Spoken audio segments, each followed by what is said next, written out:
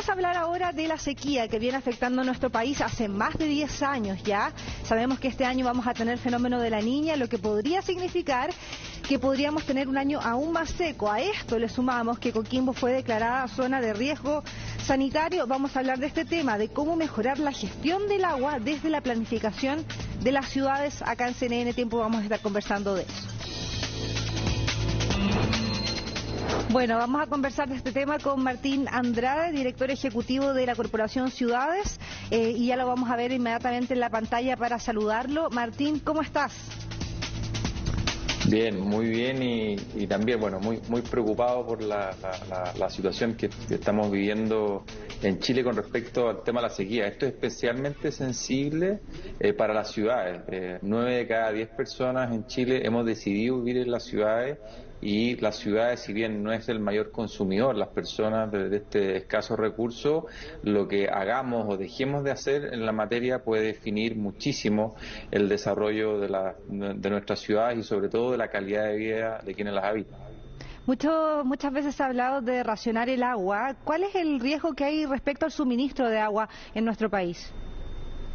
Bueno, el riesgo sigue latente. Nosotros somos un país que la verdad es que en general tenemos mala memoria. Se nos olvida, por ejemplo, en el caso de Santiago estuvimos hace 2 años a punto de iniciar un proceso de racionamiento. Hoy día lo que se está viviendo ahí en Coquimbo es dramático, ¿eh? Es dramático y lleva a pensar, similar a lo que vivimos en Santiago en algún momento, si llegara algún día que se define como el día cero, el día, por ejemplo, en el caso de Ciudad del Cabo en Sudáfrica, o sea, un día donde la ciudad, el suministro de agua no sea capaz de entregarse al 100% de la población y por lo tanto pueda venir un suministro, no solamente un cambio del suministro a las personas, sino que también un suministro, ¿no es cierto?, a los agricultores, a las personas que viven de este vital elemento. Así que yo diría que las predicciones son malas y en ese sentido probablemente vamos a ver un punto de inflexión este año, sobre todo si es que el panorama no cambia. Sí, ante eso obviamente la pregunta más obvia es cuál podría ser la solución, pensando en la región de Coquimbo, pero también en prácticamente más de 7 regiones que están viviendo una sequía hace ya varios años. En ese sentido, ¿cuál podría ser la solución que se ve viable para tratar este problema?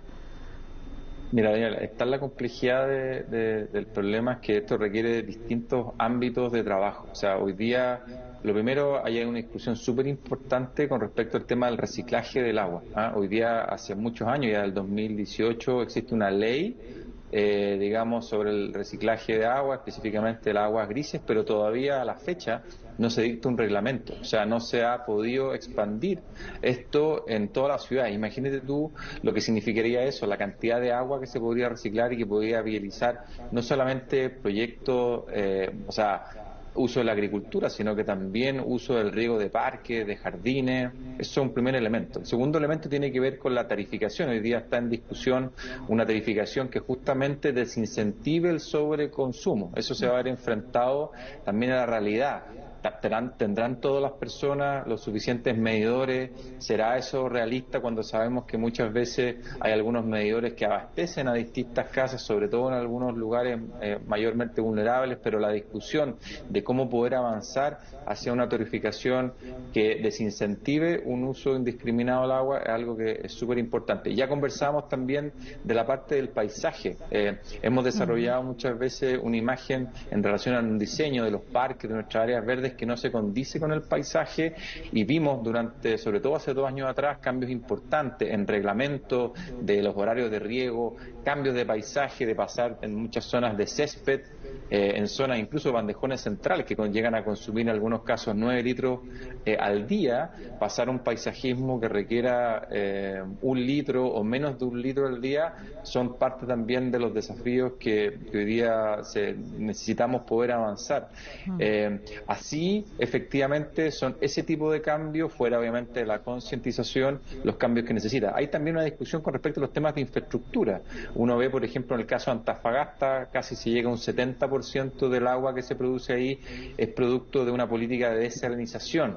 Lo mismo que uno ve, por ejemplo, en este caso lo ven otras ciudades en Chile, por ejemplo el caso de Mejillones, donde prácticamente el 100% de esa agua es desalinizada. Entonces es necesario avanzar en estos cambios que tienen que ver con de las leyes, desde el punto de vista de la infraestructura, del punto de vista del tipo de paisaje y obviamente también cómo eso llega al usuario final, que justamente son todos quienes vivimos dentro de la ciudad. Martín, ¿cuál es el consumo per cápita que tenemos los chilenos de agua y cuánto debería ser? Tengo entendido que se pasa el promedio natural de lo que deberíamos gastar en agua. Efectivamente, mira, la Organización Mundial de la Salud establece que como rango mínimo para una persona por día debiese estar en el rango entre 50 y 100 litros por persona al día. En el caso de Chile, digamos, el promedio en general es sobre los 170 litros.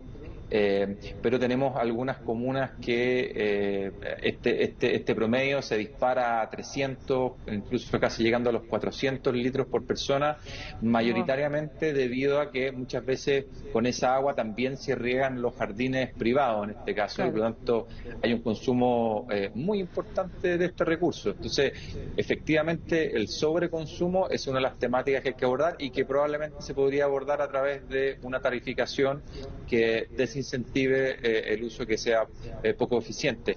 También una cosa que es súper importante en esto también, Daniela, tiene que ver cómo aprovechamos la poca agua que hay. O sea, el cambio climático no solamente significa menos lluvia, sino que eventualmente lluvia que cae de manera más torrencial y eso significa mayor erosión. O sea, cómo esa agua penetra dentro de la superficie es súper importante a través de pavimentos porosos, a través de la construcción de parques, de manera tal que esa agua seamos capaces de retenerla, lo que se llama las ciudades esponjas. Es algo que también es una materia que tiene que tratar la planificación urbana. ¿Y qué podemos hacer nosotros en el diario vivir? ¿Ayuda, por ejemplo, que utilicemos menos agua cuando hablamos de las duchas más cortas, de lavarse los dientes sin el agua corriendo? ¿Eso efectivamente ayuda o se necesitan políticas más macro? No, aquí mira, yo creo que todo tiene que ayudar. Uno dice, bueno, la agricultura en Chile más o menos representa el 70% del gasto del agua. Uno podría decir, bueno, ¿qué puedo hacer yo en mi casa? No voy a mover esa aguja. Yo creo que todo lo contrario. Esto pasa por un cambio de switch y efectivamente, sobre todo en el uso en el baño. En el baño prácticamente se produce, no sé, por el 70% del consumo y tiene que ver con en las duchas, el no dejar el agua corriendo.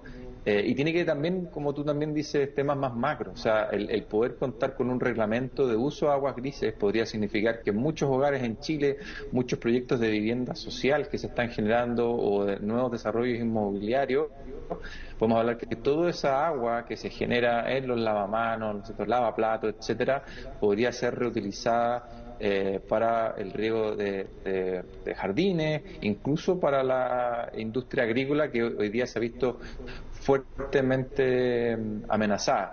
Martín, muchas gracias por esta conversación, este tema tan interesante que sigue dando debate, por supuesto. Martín Andrade, director ejecutivo de la Corporación Ciudades, muchas gracias por esta entrevista con CNN Tiempo. Que estés muy bien.